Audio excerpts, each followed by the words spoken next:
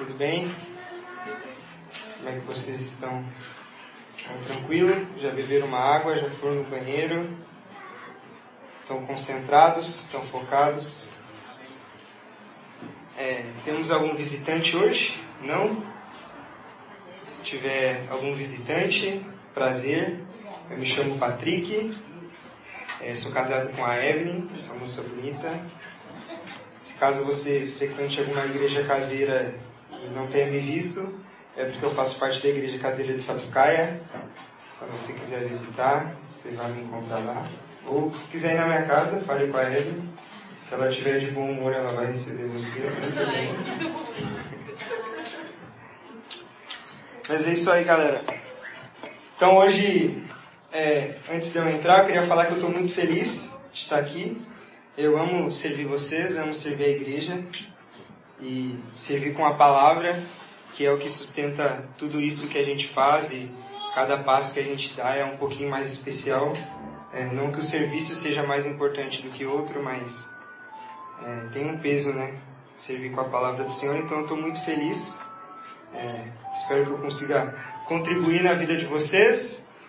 Caso você não concorde com algo, me procure no final, me exorte e vamos se ajudar a crescer. Amém? Então hoje a gente vai retomar a série de Mateus, que a gente tinha dado uma pausa, que tinha sido ministrada a última vez pelo João lá no dia 8 de março.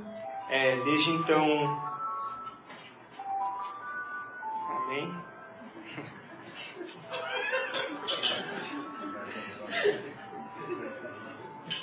Vai dar certo. Joga no chão que vai parar. Certamente hoje você vai sonhar com esse toquezinho. Se estiver bem tranquilo, você vai lembrar. Amém? Então vamos retomar a série de Mateus, como eu disse, que foi ministrada a última vez pelo João no dia 8.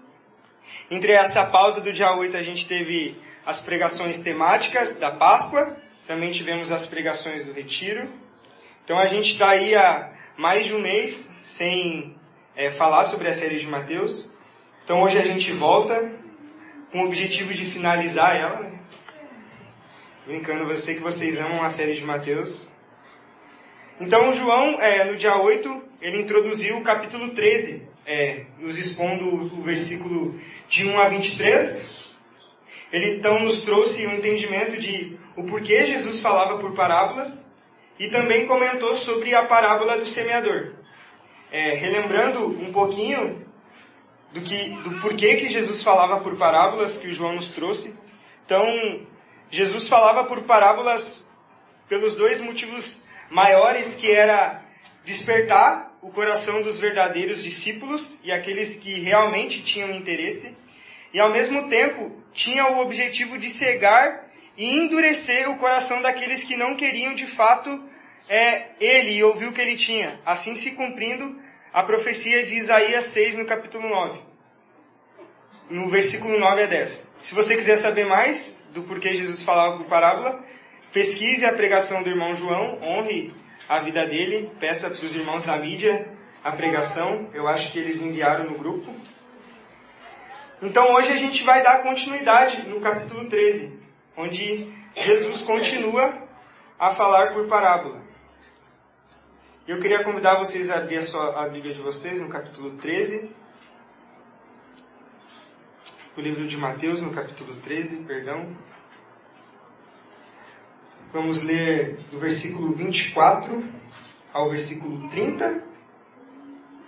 E depois vamos ler do versículo 36 ao versículo 43. A gente vai dar um pulinho. Mateus 13, versículo 24 ao versículo 30.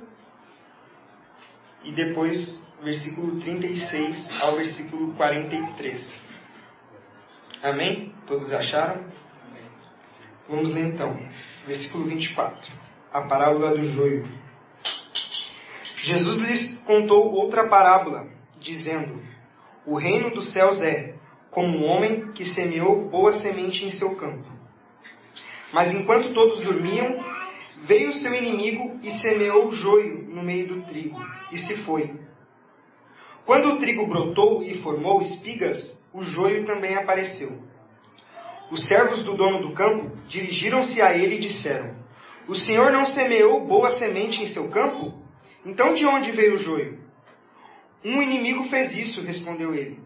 Os servos lhe perguntaram: O senhor quer que o tiremos? Ele respondeu: Não. Porque ao tirar o joio, vocês poderiam arrancar com ele o trigo. Deixe que cresçam juntos até a colheita. Então direi aos encarregados da colheita: juntem primeiro o joio e amarrem-no em feixes para ser queimado. Depois, juntem o trigo e guardem-no no meu celeiro. Agora pulamos lá para o versículo 36. Então ele deixou a multidão e foi para casa. Seus discípulos aproximaram-se dele e pediram: Explica-nos a parábola do joio no campo. Ele respondeu: Aquele que semeou a boa semente é o Filho do Homem. O campo é o mundo, e a boa semente são os filhos do reino. O joio são os filhos do maligno, e o inimigo que semeia é o diabo. A colheita é o fim desta era, e os encarregados da colheita são os anjos. Assim como o joio é colhido e queimado no fogo, assim também acontecerá no fim desta era. O Filho do Homem enviará os seus anjos, e eles tirarão do seu reino tudo o que faz cair no pecado, e todos os que praticam o mal. Eles o lançarão na fornalha ardente, onde haverá choro e ranger de dentes. Então os justos brilharão como o sol, no reino de seu Pai. Aquele que tem ouvidos, ouça. Até aqui a palavra do Senhor. Vamos orar mais uma vez, galera? Senhor, aqui estamos nós, diante da sua palavra, que é poderosa, que é fiel, que é digna de confiança, que é digna dos nossos ouvidos, que é digna da nossa atenção.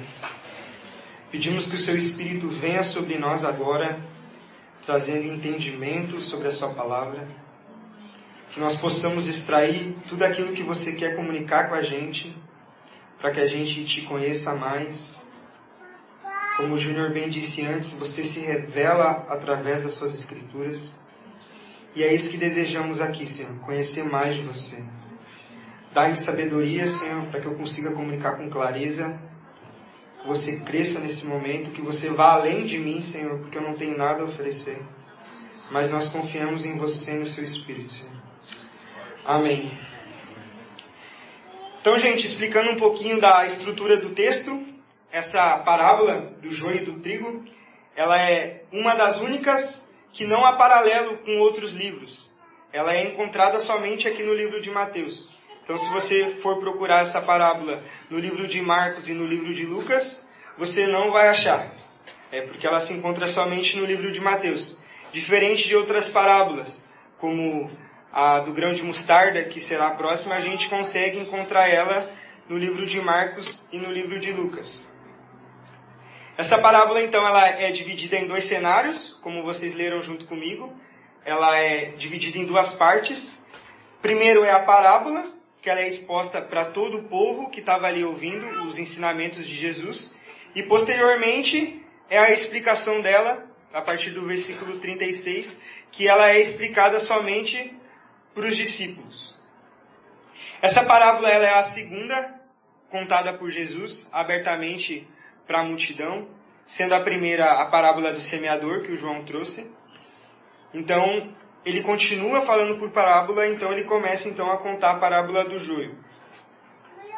Vocês vão perceber, ou vocês já devem ter percebido, que eu creio que vocês são crentes e vocês leem a Bíblia, e há por aí uma ideia de que se começa pelo livro de Mateus. Então a primeira coisa que você deve ter feito foi ler o livro de Mateus. E você já deve ter percebido que na parábola do joio, Jesus continua usando uma linguagem agrícola, assim como ele usou na parábola do semeador, e assim como ele vai usar na parábola do grão de mostarda. Então aqui nós temos 3 parábolas com linguagem agrícola. A parábola do semeador, a parábola do joio e do trigo, que a gente vai ver agora, e depois a parábola do grão de mostarda. Então Jesus ele tinha esse costume de usar tarefas do dia a dia para exemplificar aquilo que ele queria dizer a respeito do reino. Nós temos essas 3 parábolas sobre a agrícola, mas a gente também tem outras várias tarefas que Jesus usava para falar sobre o reino. Ele usou cenários como um homem que achou um tesouro escondido, ele usou cenários como a rede que é lançada ao mar, usou também da ovelha perdida, e outras mais que a gente vai ver ao longo da exposição das parábolas. Então ele tinha esse costume de pegar tarefas que eram comuns no dia a dia para conseguir explicar aquilo que ele queria dizer. E aqui, ao usar a parábola do joio e do trigo, Jesus está usando algo que era de extrema importância naquela época. Apesar de ser algo comum no dia a dia, era algo muito importante. Porque naquele tempo, eu não sou um estudioso de história, sei que tem um dos meus irmãos que entendem mais do que eu, mas naquele tempo, no tempo de Jesus, eles não tinham muitas opções de comércio, eles não tinham muito o que trabalhar, como a gente vê hoje. Só aqui dentro dessa sala a gente tem diversas profissões, mas naquele tempo não. Naquele tempo eles tinham poucas opções de comércio. E uma dessas poucas opções era a plantação de trigo. Por isso o trigo era tão importante naqueles dias. Obviamente para nós, hoje o trigo também é importante. Creio eu que todo mundo aqui gosta de comer um pão. Então, o pão ele vem do trigo, então o trigo é muito importante. Então, pelo fato de o trigo ser algo tão importante naquele tempo, tanto para se alimentar, quanto para comercializar e render renda às famílias, quando você tinha um inimigo naquela época, os inimigos costumavam usar disso para prejudicar as famílias, para atacar as famílias. Pensa bem, você tem a sua fonte de renda, que você sustenta a sua família, você tem aquilo que posso dizer como alimento principal, e você tem uma guerra com alguém, como que aquela pessoa vai fazer para te desestabilizar? Ela vai atacar a sua fonte de renda, onde vai prejudicar você, vai prejudicar a sua família, vai prejudicar os funcionários e a família dos funcionários. Então o inimigo naquele tempo ele usava disso para prejudicar. Ele esperava o dia cair, ele plantava joio no meio da plantação de trigo, para que quando a família fosse tentar arrancar o joio, ela também arrancasse o trigo e isso prejudicasse. Então esse é o contexto da parábola e por que Jesus tratou disso. Então, meus irmãos, nessa parábola a gente vai ter 4 pontos centrais que eu quero conversar com vocês.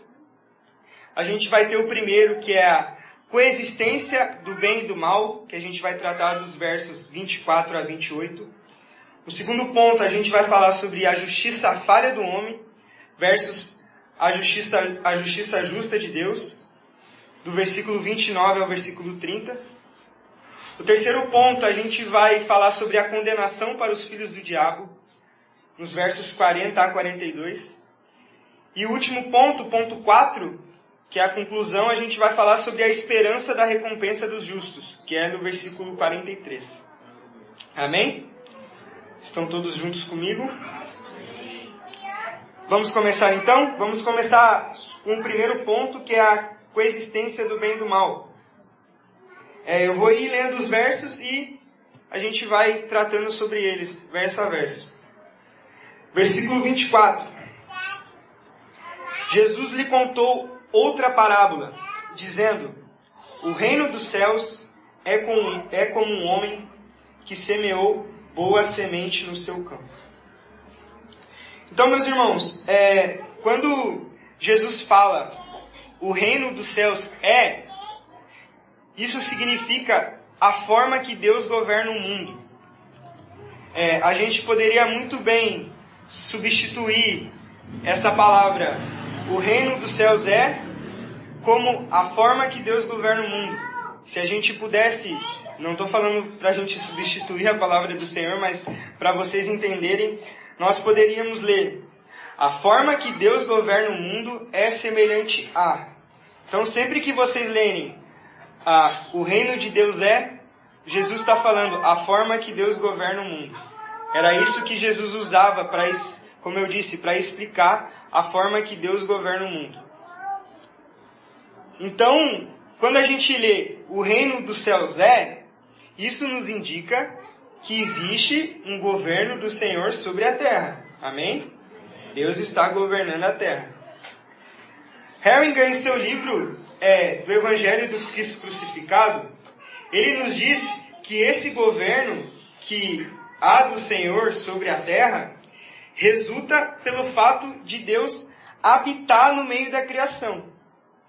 Deus não só cria o mundo, Deus ele não só cria a terra, mas Deus decide habitar dentro da terra. E isso resulta em um governo do Senhor sobre a terra. E a gente vai ler isso em muitos versículos da Bíblia. Eu vou citar alguns. Se você quiser anotar, você pode anotar, mas você não precisa abrir a sua Bíblia, pode ficar com ela em Mateus. A gente lê isso em Isaías 40, no versículo 21 a 23. Diz assim: será que vocês não sabem? Nunca ouviram falar? Não contaram a vocês desde a antiguidade? Vocês não compreenderam desde que a terra foi fundada? Ele se assenta no seu trono, acima da cúpula da terra, cujos habitantes são pequenos como gafanhotos. Preste atenção aqui. Ele estende os céus como um forro, os arma como uma tenda, para neles habitar. Isaías 57, versículo 15, esses vocês conhecem, é bem famoso, que diz assim: pois assim diz o alto e sublime, que vive para sempre, cujo nome é santo. Habito em um lugar alto e santo, mas habito também com um contrito e humilde de espírito. Ou seja, o Senhor habita no alto e sublime trono, mas Ele também habita entre nós. E Harringer ele nos dá um exemplo de o porquê é tão importante a habitação de Deus em meio à sua criação. Vocês que são pais, vocês vão compreender isso melhor do que eu. Imagina vocês que são pais, se vocês morassem em uma casa ou uma cidade diferente dos seus filhos. Isso enquanto eles são pequenos, óbvio que depois que eles crescem, eles se mudam. Mas imagina se vocês, quando os seus filhos são pequenos, vocês morassem longe dos seus filhos. Como é que eles se sentiriam? O que eles pensariam sobre o coração de vocês e sobre a liderança de vocês? Será que se vocês morassem longe dos seus filhos, eles dariam autoridade à voz de vocês? Será que eles confiariam na sua palavra e no seu coração? Eu acho que não. Então esse é um dos motivos de Deus resolver habitar dentro da criação, para que Ele pudesse ter proximidade com os seus filhos. Então Deus ele cria o mundo e Ele habita o mundo. Ele habita dentro do mundo. E isso faz com que tenha um governo do Senhor sobre o mundo. E o fato, meus irmãos, de Deus habitar em meio à criação, isso não limita e não compromete a soberania de Deus. Não é porque Deus habita dentro da criação de que Ele é limitado a isso, ou a soberania dele é comprometida. Não. Deus ele é completamente independente da criação. Deus ele não precisa da criação. Ele simplesmente resolveu habitar dentro da criação. E pelo fato do Senhor não comprometer a soberania de Deus, é pelo fato de que o Senhor, ao mesmo tempo que Ele está habitando entre nós, Deus ele está ao mesmo tempo sentado em um trono real, como a gente leu em Isaías 57. Habito num alto e sublime trono, mas habito também com os contritos de coração. Então isso faz com que o governo de Deus sobre a terra, a qual a gente está tratando, seja a partir de um trono real. Assim como o céu é real, assim como a terra é real, assim como nós somos reais, o trono de Deus é real. E a gente vê a Bíblia citando esse trono muitas vezes. Em Isaías 6, Isaías vê o Senhor assentado sobre o trono. Em Ezequiel capítulo 1, em sua visão, ele também vê o Senhor assentado no trono. Apocalipse 4, que a gente sempre lê, João, ele vê o Senhor assentado no trono. Então a Bíblia, ela trata o trono de Deus não como algo figurativo, não como algo, uma historinha, uma fantasia, mas um trono real. Então a Bíblia nos traz um trono real, com um governo real, sobre um lugar real, um tempo real e um domínio real. E isso se estende sobre toda a criação. Isso não se limita a lugares específicos. Existe um governo de Deus sobre toda a criação. Tudo que existe está sobre o governo de Deus. E a gente encontra isso também nas Escrituras. Deuteronômio 10:14 diz assim: ao Senhor, o seu Deus, pertencem os céus e até os mais altos céus, a terra e tudo que nela existe. 1 Crônica, no capítulo 29, também diz: Teus, ó Senhor, são a grandeza, o poder, a glória, a majestade e o esplendor, pois tudo que há nos céus e na terra é teu. Teu, ó Senhor, é o reino, tu estás acima de tudo. A riqueza e a honra vêm de ti. Tu dominas sobre todas as coisas.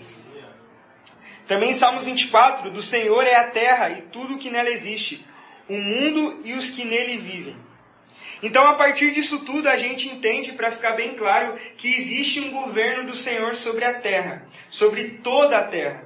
E é essa forma de governar que Jesus quer explicar através das parábolas. Existe um governo do Senhor sobre a terra, toda a terra, e Jesus usa parábolas para explicar como funciona esse governo do Senhor. Amém? Até aqui tudo claro? Não está? Então tá. Beber uma água. Vamos dar continuidade então no versículo 25.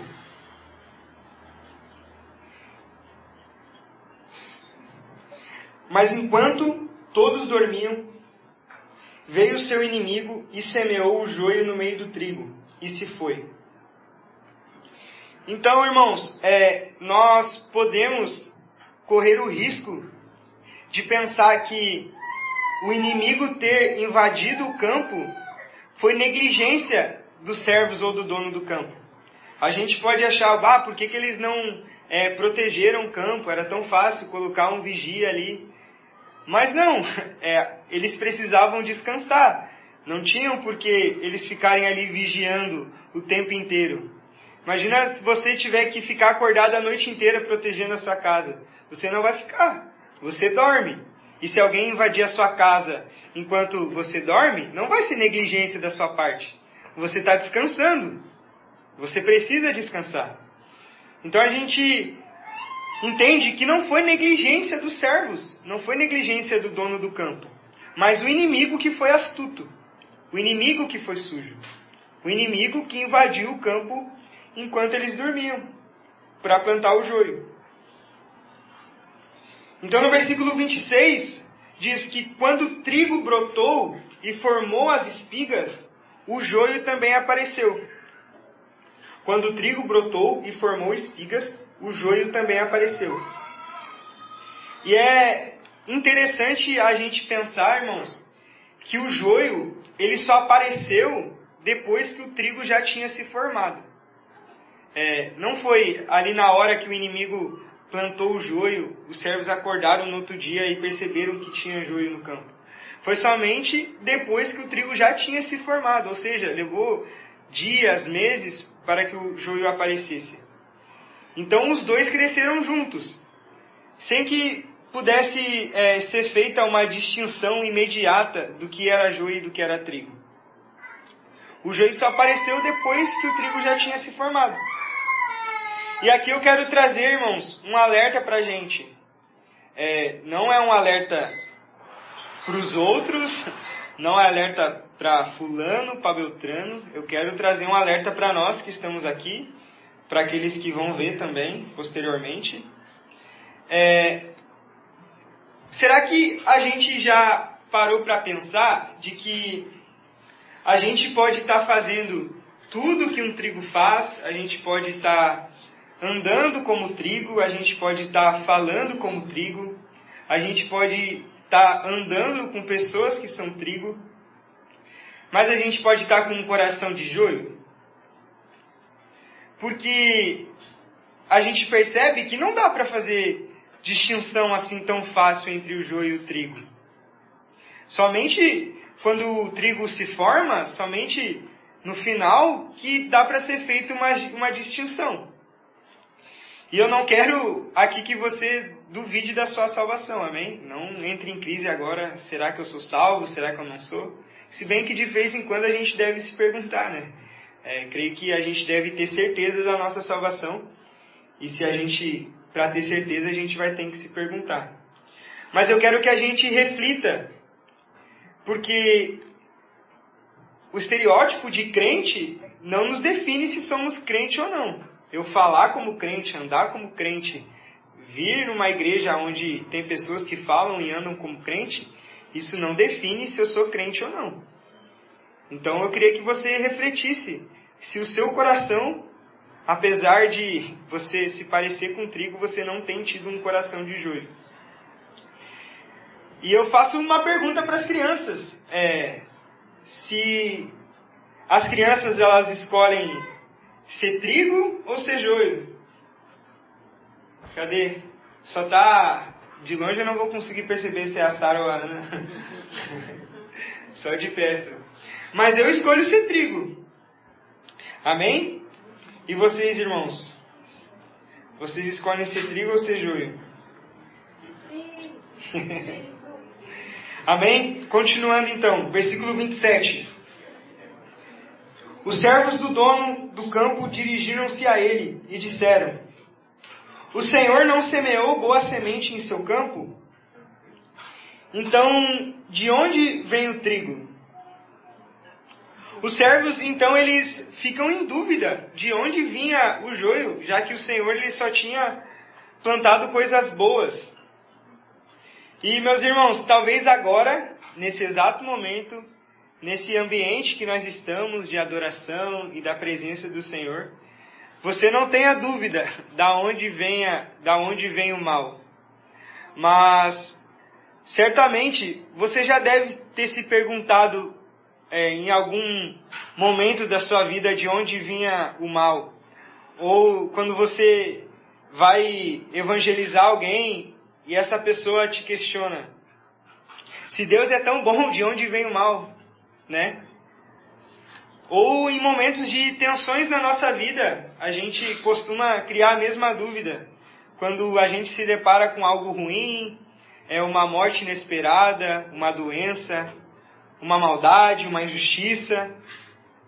Ou até quando a gente se depara com o pecado do irmão. A gente se pergunta, mas da onde vem essa maldade? Por que isso está acontecendo? E algumas coisas são culpa do inimigo, diretamente. Outras são frutos do nosso pecado, mas que entrou por influência do inimigo. E tem coisas que o inimigo depende do nosso pecado para atuar. A gente vê tudo que acontece de ruim aí, que homens fazem. O inimigo, ele usa do pecado do homem para atuar.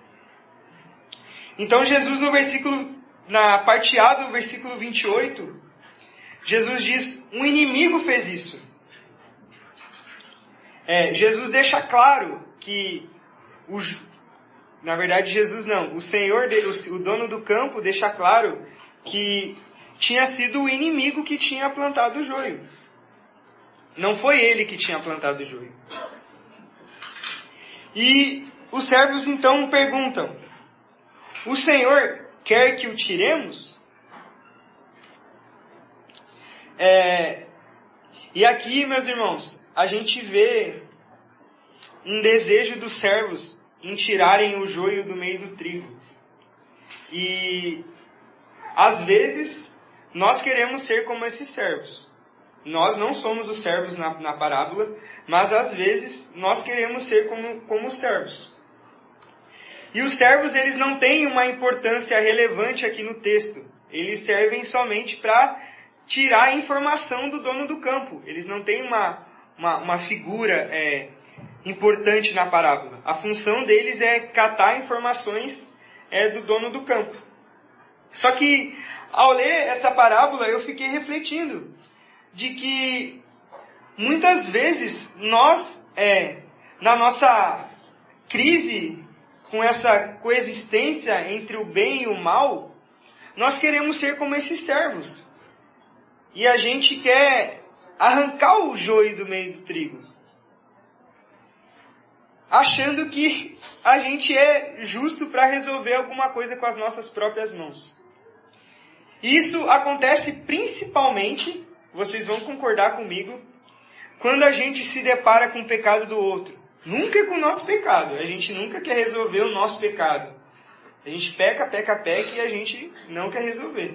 Mas quando a gente se depara com o pecado de outro, pode ser um irmão, pode ser um colega do seu trabalho, pode ser um familiar seu, você imediatamente quer resolver o pecado da pessoa. Você quer arrancar o joio, você quer fazer justiça contra o pecado. E a gente é rodeado de pecadores o tempo inteiro. Aqui estamos rodeados de pecadores, no trabalho somos rodeados de pecadores, dentro das nossas casas moramos com pecadores, estamos com nós a todo tempo, aonde a gente vai, a gente está. Então, a gente está com o pecado o tempo inteiro. E pelo fato da gente estar com o pecado o tempo inteiro, a gente quer fazer justiça o tempo inteiro. A gente quer se colocar nesse lugar de justiceiro o tempo inteiro. A gente está a todo momento sendo como esses servos e querendo arrancar o joio. Vou arrancar o joio o tempo inteiro. Porém, nós nos lembramos de Jesus nos dizendo em Mateus 7, quando ele diz: como você pode dizer ao seu irmão, deixe-me tirar o cisco do seu olho, quando há uma viga no seu? Então, quem somos nós para querer tirar o cisco do olho do nosso irmão se nós temos uma trave dos nossos olhos? E é por isso que Jesus responde no versículo 29, dando continuidade. E aqui a gente entra no segundo ponto, que é a justiça falha do homem versus a justiça justa de Deus. Ele respondeu: não, porque ao arrancar o joio, vocês poderiam arrancar com ele o trigo. Então o dono do campo diz para eles que eles não poderiam arrancar o joio, porque quando eles fossem arrancar o joio, eles também arrancariam o trigo, demonstrando que eles não sabiam diferenciar aquilo que era joio e aquilo que era trigo. E esse é o problema, meus irmãos, que quando a gente quer ter essa mesma atitude dos servos em querer arrancar o joio no meio do trigo, quando a gente quer fazer justiça com o pecado do nosso irmão, nós matamos os nossos irmãos, nós matamos as pessoas, nós arrancamos o trigo junto com o joio, porque a gente não sabe diferenciar o que é joio e o que é trigo. A gente não sabe diferenciar, a gente não consegue fazer justiça com as nossas mãos. Nós não somos justos o suficiente para fazer justiça com as nossas próprias mãos. Então a gente tem que parar com essa ideia maluca de fazer justiça. E a gente tem que se colocar no nosso lugar. Nós não somos justos o suficiente. Jesus continua dizendo então no versículo 30. Deixem que cresçam juntos até a colheita. Então direi aos encarregados da colheita: juntem primeiro o joio e amarrem-no em feixes para ser queimados. Depois juntem o trigo e guardem no meu celeiro.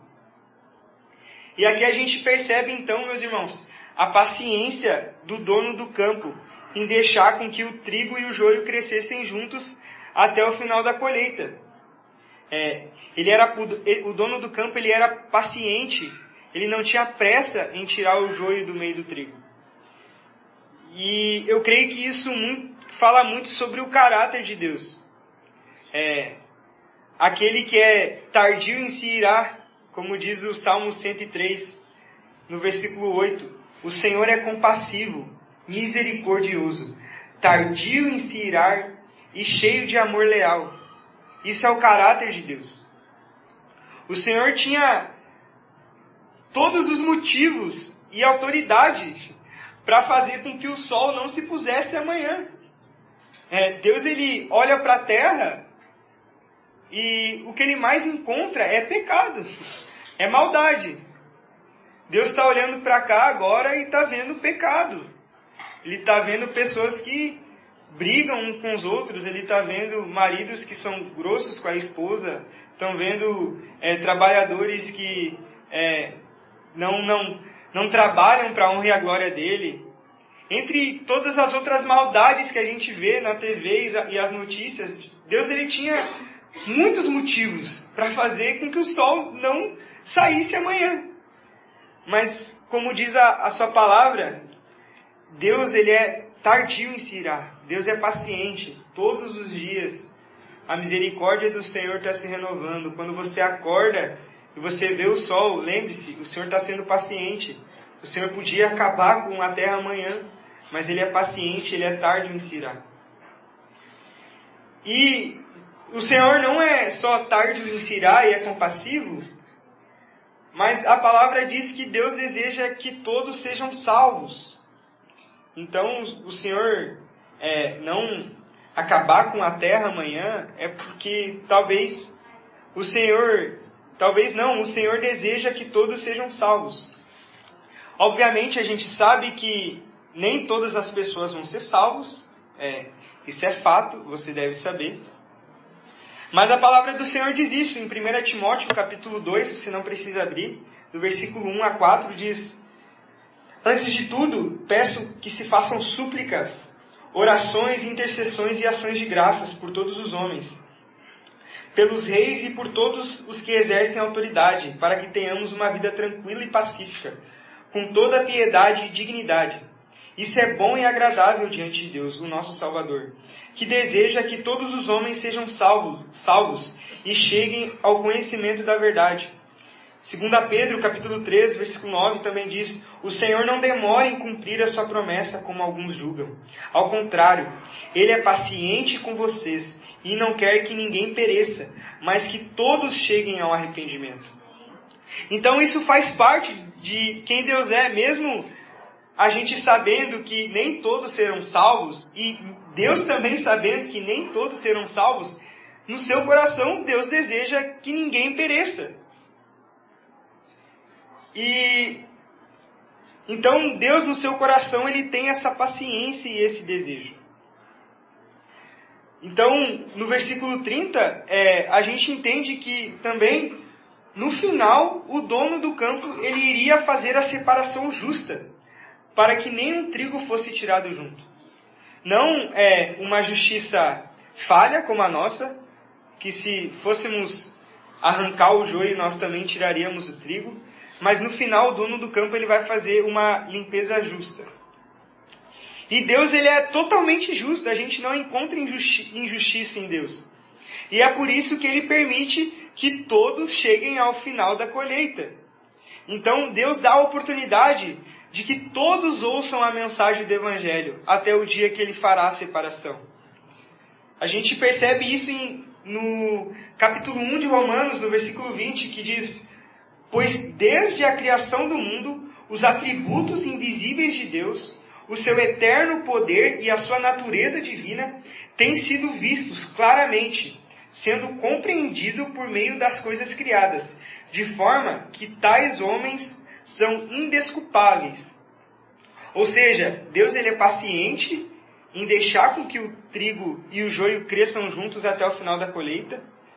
Não só porque ele deseja que todos sejam salvos, mas porque ele quer que aqueles que serão condenados não tenham desculpas diante dele.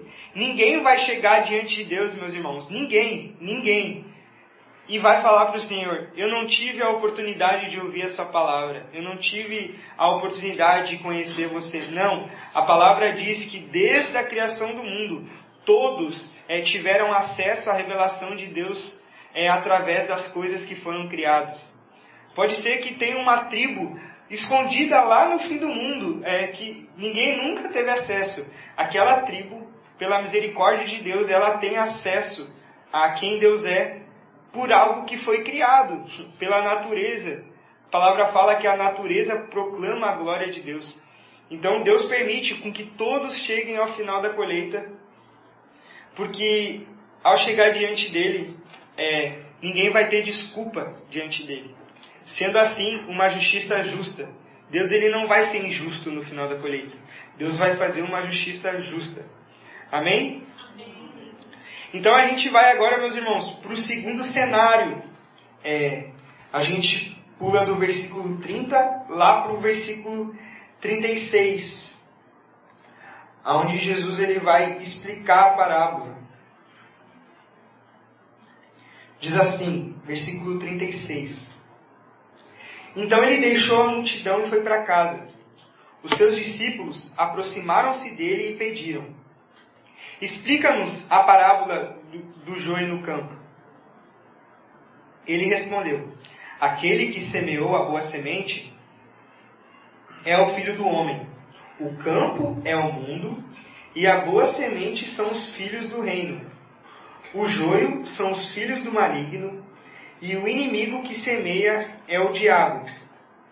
A colheita é o fim desta era, e os encarregados da colheita são os anjos. Então aqui a gente tem Jesus deixando a multidão e ficando a sós apenas com os seus discípulos.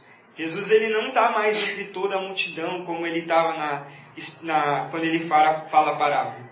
Ele está somente com os seus discípulos. E eles se aproximam então de Jesus e pedem para que Jesus explique a parábola. Esse é um dos motivos, como a gente viu no início, de o porquê Jesus falava por parábola. Jesus tinha esse desejo que aqueles que tivessem realmente interessados se aproximassem dele e perguntassem. Então eles se aproximam e perguntam para Jesus. Então Jesus começa a explicar para eles o que significava cada figura. O semeador era o Filho do Homem, ou seja, Jesus é o Filho do Homem. O campo é o mundo. E a gente tem que tomar cuidado de que a gente vai ver por aí muitos irmãos usando essa parábola como se o campo fosse a igreja. Então os irmãos eles usam essa parábola para defender de que no meio da igreja vai ter joio, então que deixem crescer os joios. Mas isso não faz parte da igreja do Senhor. A igreja do Senhor é uma igreja zelosa, que zela pela santidade. A gente deve zelar pelo corpo de Cristo. Então não é assim, deixem que os joios cresçam. Não, essa parábola ela não está falando sobre a igreja. Senão não faria sentido Mateus 18. Senão não faria sentido a exortação mútua, senão não faria sentido excomungar os irmãos, aqueles que não se submetem à exortação da igreja. Então essa parábola é sobre o mundo e não sobre a igreja. Óbvio que a igreja faz parte do mundo, a igreja está dentro do mundo. Então quando a gente lê essa parábola, a gente também pode pensar sobre isso, mas essa parábola não é sobre a igreja. A gente tem a boa semente, que são os filhos do reino. A gente tem o joio, que são os filhos do maligno. E a gente tem o inimigo, que é o diabo. A colheita, que é o fim desta era. E os encarregados da colheita, que são os anjos. Amém? Então, meus irmãos, a gente chega no terceiro ponto, que é a condenação para os filhos do diabo, a partir do versículo 40.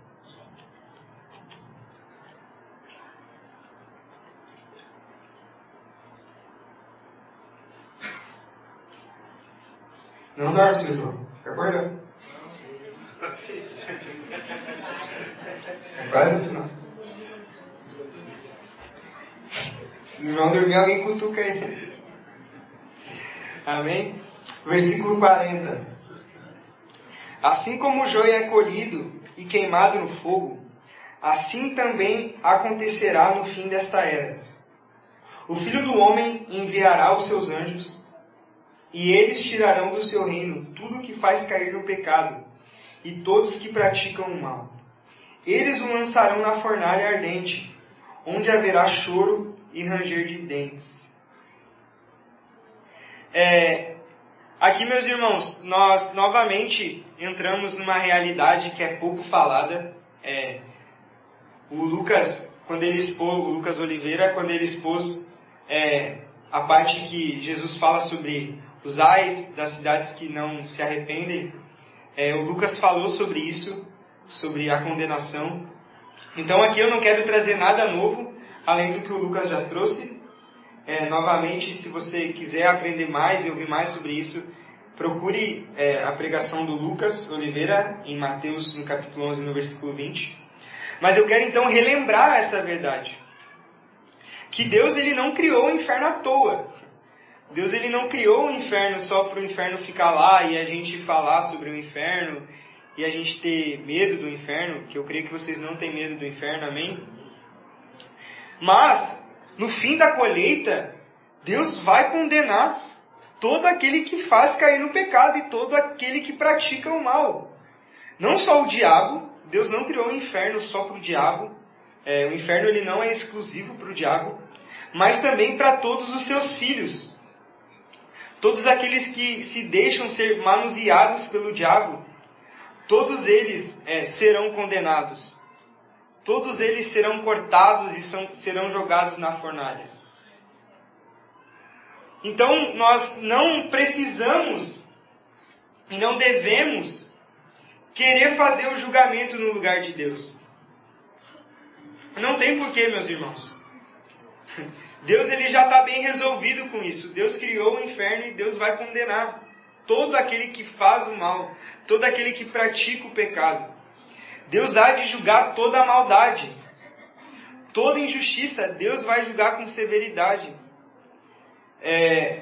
Quando você se depara com a maldade desse mundo, quando você se depara com abuso, quando você se depara com assassinato, e essas milhares e milhares e milhares de notícias que a gente vê com tanta maldade, você não deve olhar e querer fazer justiça com a sua própria mão.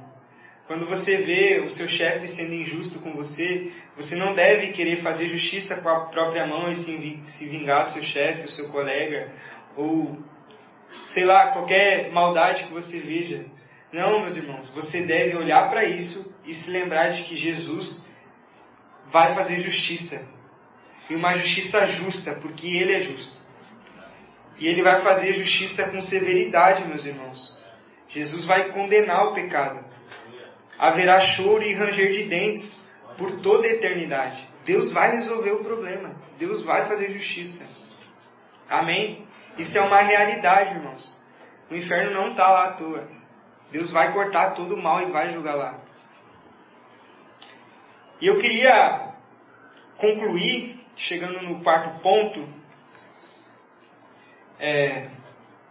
Os irmãos da banda já podem começar a se alongar, ficar de pé, esticar as pernas, e aos pouquinhos vir vindo.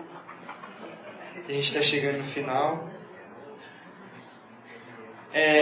E o quarto ponto, para a gente concluir, eu queria falar da esperança da recompensa dos justos, que é o versículo 43, que diz assim: Então os justos brilharão como o sol no reino de seu Pai. Aquele que tem ouvidos, ouça. Então, meus irmãos, haverá sim uma condenação para os filhos do diabo. Deus há de fazer justiça contra toda a maldade. Não tem nenhuma maldade que vai passar impune diante dos olhos do Senhor. Deus vai fazer justiça. Ele vai resolver isso da maneira mais severa. Deus está guardando tudo, meus irmãos. Todas as nossas orações que a gente faz quando a gente vem aqui na quinta-feira e a gente ora contra a justiça, contra as maldades. A palavra diz em Apocalipse que as orações dos santos estão enchendo taças. E quando você lê Apocalipse, você entende que essas taças elas serão derramadas sobre a terra no dia do fim. Então Deus vai fazer justiça. Mas também, meus irmãos, e eu quero que você se atente e se apegue a isso, que da mesma forma que vai ter condenação para os filhos do diabo, também há uma esperança para os justos. E aí você se pergunta, quem são esses justos? Será que sou eu esse justo? Será que é o meu irmão? Quem são esses justos que devem se apegar a essa esperança? E meus irmãos, esses justos são aqueles que foram lavados pelo sangue do Cordeiro. Deus, quando Ele olha para nós, apesar de todos os nossos pecados, Deus nos olha como justos, porque nós fomos lavados pelo sangue do Cordeiro. Aqueles que, pela fé em Cristo, foram justificados, eu e você que fomos lavados pelo sangue do Cordeiro, nós não devemos temer a essa condenação. Quando a gente fala do dia do fim, a gente não deve ficar com medo, a gente não deve tremer diante disso, mas a gente deve se apegar a essa esperança que nos salva da ira divina. Nós não seremos jogados à fornalha de fogo, por mais que nós merecíamos por conta dos nossos pecados, mas pelo fato de termos sido lavados, nós somos salvos dessa ira divina, nós somos justos. E assim como Paulo escreve aos Romanos, no capítulo 5, no versículo 1 ao 9, ele exemplifica isso, ele diz assim: tendo sido, pois, justificados pela fé, temos paz com Deus, pelo nosso Senhor Jesus Cristo, por meio de quem obtivemos acesso pela fé a esta graça, na qual estamos firmes. Assim nos gloriamos na esperança da glória de Deus. Não só isso, mas também nos gloriamos nas tribulações, porque sabemos que a tribulação produz perseverança. A perseverança, um caráter aprovado. E o caráter aprovado, a esperança. E essa esperança não nos decepciona, porque o amor de Deus foi derramado no nosso coração por meio do Espírito Santo que Ele nos deu. De fato, no devido tempo, quando ainda éramos fracos, Cristo morreu pelos ímpios. Dificilmente haverá alguém que morra por um justo, embora pelo homem bom, talvez alguém tenha coragem de morrer. Mas nisto Deus demonstra o seu amor por nós. Cristo morreu em nosso lugar, apesar de sermos pecadores. Como agora fomos justificados pelo seu sangue, muito mais ainda por meio dele seremos salvos da ira de Deus. Pois se quando éramos inimigos de Deus, fomos reconciliados com Ele por meio da morte do seu Filho, quanto mais agora, tendo sido reconciliados, seremos salvos pela sua vida. Não apenas isso, mas também nos gloriamos em Deus por meio do nosso Senhor Jesus Cristo, mediante o qual agora recebemos a reconciliação. Meus irmãos, nós não devemos temer a condenação, mas nós devemos nos apegar ao sangue justificador de Jesus que nos lava. A gente, quando olha para o fim dessa era, não tem por que a gente temer, mas a gente deve se alegrar e o nosso coração deve se encher de esperança, porque nós vamos ser salvos da ira de Deus. Nós estamos lavados pelo sangue do Cordeiro. Jesus tomou sobre si toda a ira que era destinada a nós. Então não tem por que nós temermos, meus irmãos. Quando falamos do fim dos tempos, não devemos ficar cabisbaixo, não, nós devemos nos alegrar. Jesus morreu por nós, Jesus desviou a ira de Deus e tomou sobre si. E da mesma forma que a gente viu no domingo passado, que o poder da ressurreição que ressuscitou Jesus, assim, meus irmãos, com esse mesmo poder que ressuscitou Jesus, nós seremos ressuscitados, nós teremos os nossos corpos transformados, e assim como Jesus está explicando, nós brilharemos como o sol. Com o mesmo poder que Jesus foi ressurreto, nós seremos ressuscitados e nós brilharemos como o sol. Essa deve ser a nossa esperança. É isso que deve nos mover dia após dia e nos sustentar durante essa vida passageira e sofredora. Essa vida, ela é sofredora, meus irmãos, mas nós temos uma esperança. Jesus morreu por nós, Jesus ressuscitou, Jesus está voltando e vai nos ressuscitar com Ele. E foi essa esperança que Paulo incentivou a igreja de Corinto. 1 Coríntios, capítulo 15, versículo 58. Portanto, meus irmãos, mantenham-se firmes e inabaláveis. Sejam sempre dedicados à obra do Senhor, pois vocês sabem, No Senhor, o trabalho de vocês não é inútil. Meus irmãos, mantenham-se firmes e inabaláveis. O trabalho de vocês não vai ser inútil. Nós brilharemos como o sol, não pela nossa justiça, não, mas porque nós fomos justificados pelo sangue do Cordeiro. Amém? Eu queria convidar você a ficar de pé para nós orarmos e agradecermos o Senhor, que nós fomos justificados pelo sangue do Cordeiro. Nós brilharemos como o sol. Aleluia.